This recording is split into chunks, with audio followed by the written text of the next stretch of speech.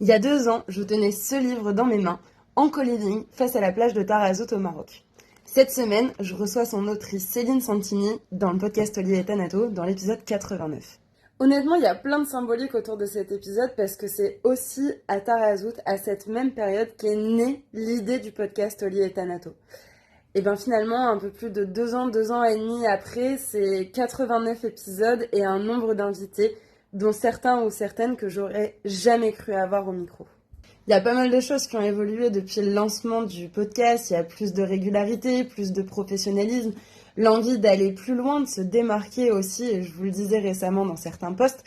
Mais je pense qu'il y a une chose qui n'a pas changé, c'est l'ADN d'Olivier et Thanato. C'est finalement parler de tous les types de deuil, que ce soit les morts physiques ou les morts symboliques. C'est aussi vous faire connaître des ressources, des initiatives qui sont inspirantes et qui peuvent vous aider à traverser les émotions, ces fameuses montagnes russes émotionnelles du deuil.